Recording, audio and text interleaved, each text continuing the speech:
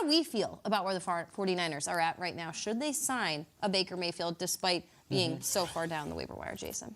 I don't think so, and here's my reason why. Baker Mayfield has been a good quarterback, okay, decent quarterback, first overall pick, but you're coming to a team now, multiple weeks in, going to try to learn a brand new system, have to build chemistry with your teammates, with your receivers. It's just too much to do at this point in the season. And on top of that, so far this year, Baker Mayfield hasn't been great. There's no reason for San Francisco to believe, like, all right, we're going to get Baker in here, and he's going to be the one to get us to the Super Bowl. 6 starts this year, 6 touchdowns, 6 interceptions. I don't think that's the stat line or what he's shown them while in Carolina enough to say, hey, we need this guy on our team and in our locker room. He was in a situation in Carolina where he was traded for, was set up for him to start, get the keys to the program and be able to take off. It hasn't happened. P.J. Walker became the starter. Now Sam Darnold is back. He's healthy. He's the starter, and they've granted his wishes to release him, which even goes on to show that Carolina's not even afraid that this guy could sign somewhere and that they'll have to play him later on in the season. To me, I look at Baker Mayfield, a team like the L.A. Rams will make a lot more sense for him to sign there because their team, their season right now is kind of lost. Stafford's injured. They have 2 guys right now that they're not the future for them. So you get a guy in like Baker Mayfield, he gets an opportunity to play and show what he can do. So for me, that would make more sense than him going to San Francisco. And there's a history there. When Sean McVay was flying to the Combine the year Baker was in the draft, they were on a Southwest flight, I'm not kidding, and Baker sat next to McVay, and I remember McVay getting off the plane, we were talking, and he was basically like, I'll never be able to get to draft this guy, but I liked Baker Mayfield. He was pretty cool. And I'm like, all right, that's interesting. The Texans have the first waiver wire thing. Now, technically, the Texans probably don't want to win a bunch of games down the stretch here. Don't mess it up. The Bears are the second one. They don't need a quarterback. They got it. Broncos, they could, but what's the point? And, their pick goes to Seattle anyway. Keep going. Rams are the 4th pick. I think the Rams would make a lot of sense. But let's go back to the Niners thing. Let's go back. The case for Brock Purdy. All right, here's the case for Brock Purdy. He's been there since April. He's been there since April. He knows the system. He's operating. He played well last week. Does Baker Mayfield getting dropped into a new system right now do the Niners any better? I don't know about that. And I go back to a very specific team, one of my favorite teams of all time. Not the 99 Rams, the 99 Buccaneers. 99 Buccaneers had a great defense, an all-time great defense. They had Trent Dilfer at quarterback. He goes down with an injury in week 13. Eric Zier was the backup. He goes down with an injury. They put in Sean King, a rookie out of Tulane.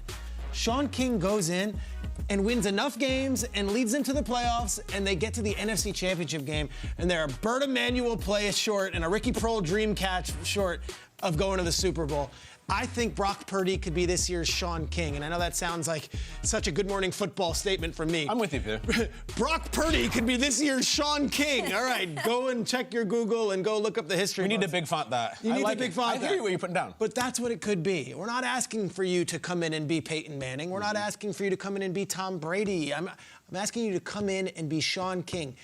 Run the offense, do enough, and let the defense dictate things and get us to where we need to be. I like the Sean King.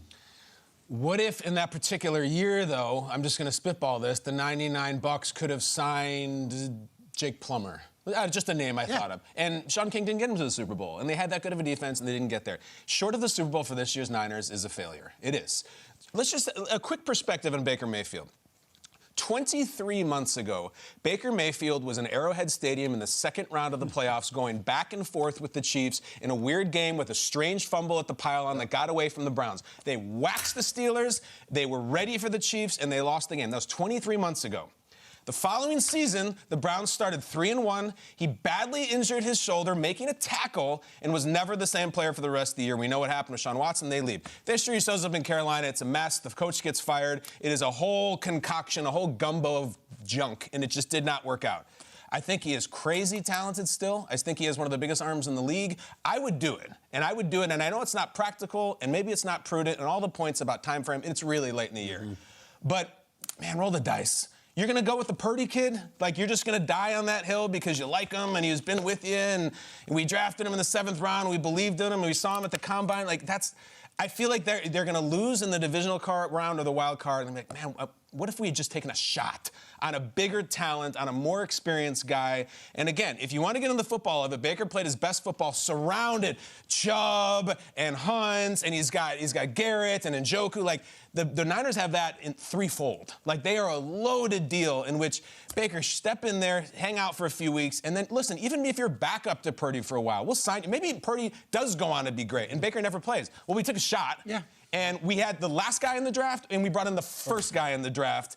And we're trying to hit a home run here. Yeah. We are not going to hit a double. We're not interested in getting on base. We want to hit one 500 feet. I don't think Brock Purdy has 500-foot talent. I think Baker Mayfield does. It could blow up in their face, but they took a shot, and I'm a take a shot type of guy. They're 24th on the waiver wire order, meaning, or 28th, I'm sorry. They may not get him. Meaning out of their that, hands. all these other teams.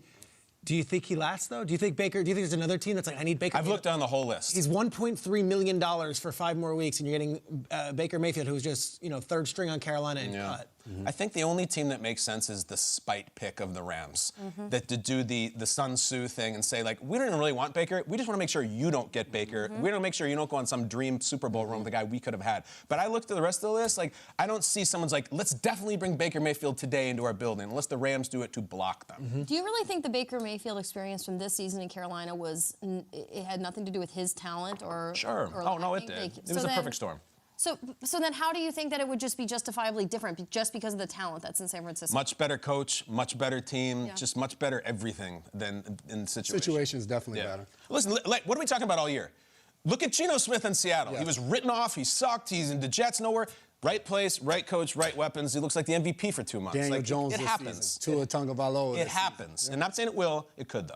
I want to give Brock Purdy a chance, and frankly, I just don't think that there's going to be opportunity for Baker Mayfield. I think the spite between Sean McVay and Kyle Shanahan is just heavy enough that I think the Rams go out and get him. That'd be funny. It would be funny, and frankly, I don't think.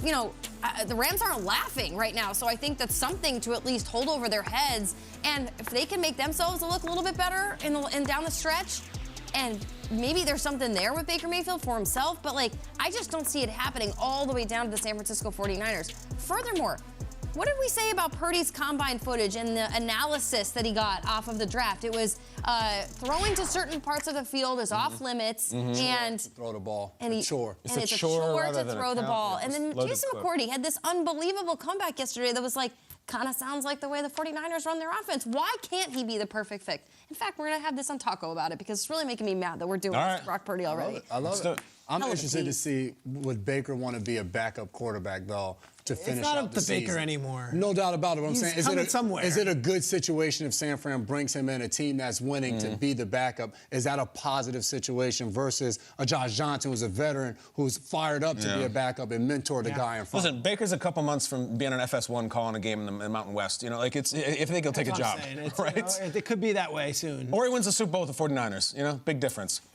Sliding doors.